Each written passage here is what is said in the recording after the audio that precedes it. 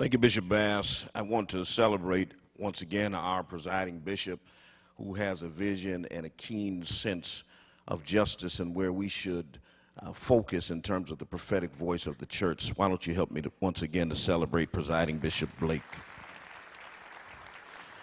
I want to give you a little bit of a historical background and go into some stats that we ought to be alarmed about, but also very concerned about and attempting to move forward to change and to mitigate these particular realities. Because African American youth, males in particular, are primarily vulnerable to social and material harm, because black boys are not simply the icons but the predominant victims of premature death, it is essential for the church to grapple with the needs of socio-political and spiritual remedy. The question is, how do we as a church provide a framework for registering plainly the worth and the fragility of our young people? How might we conceptualize the tenacity of racism in the current moment and find language for its impact on our youth? In our putatively post-racial neoliberal state, social good is no longer the responsibility of local and federal agencies. It is left rather to the biases of private corporations and the discretionary impulses of uneven global capital. For its own continued world relevance and spiritual utility, the church must commit to advocating for justice on behalf of those who continue to languish under the pressures of civil rights retrenchment, negligible economic resources, dwindling communal support, and judicial and educational disparities. How do we use our faith ultimately as a methodology, as a mode of critique, a progressive politic that allows us to name and to correct asymmetric social structures on behalf of those who are truly most vulnerable among us? The August 9th killing of Michael Brown by a white police officer in Ferguson, Missouri, sparked a wave of protests in the immediate aftermath, and the incident is emblematic of a nationwide scourge in which the lives of young black men, according to Professor Stephen Roberts, are regarded as disposable and without value. So not far from here, we sit in a place where a young man was killed, and all of a sudden the whole nation is taking notice. There are clear parallels between violence against blacks in the past and violence against them today. There has been a sense of power and supremacy that has indefinitely been given to the broader community since the early days due to the colonization and practice into the 21st century. Unfortunately, Ferguson is not necessarily unique as a crime scene holding the dead body of an unarmed black teen, but it is emblematic of countless others and the collective loss, grief, and justified anger of people who are tired of being terrorized and victimized by injustice. And it requires that we say something. It requires that the prophetic voice of the church be heard loud and clear. And so the young black men America kills are our future. They are our potential scientists and doctors and lawyers and entrepreneurs. They are our future preachers, bus drivers, train conductors, garbage men, mechanics, your cable TV guys, the clerk at the neighborhood store. Whatever their roles are in the future, large or small, they don't deserve to die the way we see them dying on the streets of America. I think Harry Belafonte put it best. He said, the streets of the nation are being bathed with the blood that flows from the bodies of our babies. And so it's true. Some of our black sons are misdirected and misguided, to be sure. But every society has those disaffected youth who may follow the path to crime and violence. A few of them may deserve to be labeled as thugs and hoodlums, but this is not every black male child that is born. And our country says that they are innocent until proven guilty. At least that's the last time I checked. Even the bad apples don't deserve to be gunned down and to die like animals in the streets. We don't condemn every white, young, disaffected 21-year-old male because of Columbine or Aurora or Tucson or Fort Hood or Newtown, Connecticut. In their article, White Men Have Much to Discuss About Mass Shootings, Charlotte and Harriet Childress point out that white boys and men are often given a pass and attention turned to mental health issues rather than the fact that disproportionately they've been involved in mass shooting sprees, yet they are not racially profiled because of it. And so today, my sisters and brothers, we are faced with some startling statistics and facts that are a reality in our nation.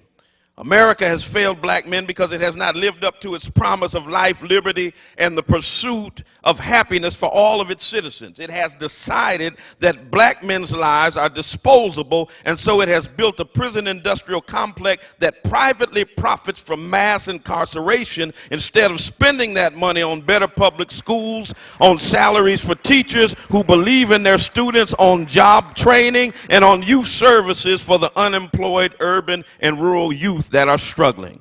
Throughout our history, black men in America have been enslaved, lynched, used as strike breakers, incarcerated for petty crimes, discouraged from having big dreams, unemployed at 3 times the rate of white men, hired last, laid off first, paid lower wages for the same work, incarcerated longer, receiving harsher sentences for the same crimes as others, 10 times more likely to be stopped by the police for bogus reasons, stopped repeatedly, harassed for minor traffic violations, and now they are routine target practice for police who take out their own rage and white supremacy focus on our young boys.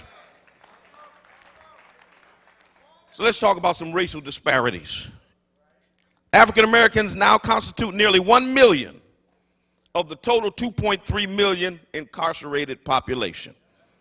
African Americans are incarcerated at nearly 6 times the rate of whites. Together, African Americans and Hispanics comprise 58% of all prisoners last year, even though they make up approximately 1/4 of the U.S. population. According to Unlocking America, if African Americans were incarcerated at the same rates of whites, today's prisons and jail populations would decline by approximately 50%. 1 in 6 black men had been incarcerated as of last year. If current trends continue, 1 in 3 black males born today can expect to spend time in prison during their lifetime. 1 in 100 black women are in prison. Nationwide, we represent 26% of juvenile arrests, 44% of youth who are detained, 46% of the youth who are judicially waived to criminal court, and 58% of the youth admitted to state prisons. When we look at drug sentencing disparities, about 14 million whites and 2.6 million African Americans report using an illicit drug. Let me say that again. 14 million whites and 2.6 million African Americans. Yet, we are 5 times more likely as whites who use drugs to be arrested and sent to prison for drug offenses. We go at 10 times the rate in terms of mandatory sentencing laws. African Americans represent 12% of the total population of drug users, but 38% of those arrested for drug offenses and 59% of those in state prison for drug offense. We serve virtually as much time in prison for a drug offense, 58.7 months, as whites do for a violent offense.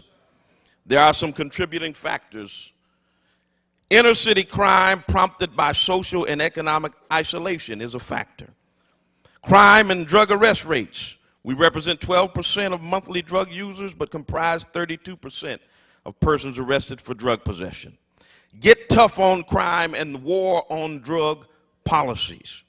Mandatory minimum sentencing especially provides disparities in sentences for crack cocaine versus powder cocaine even today.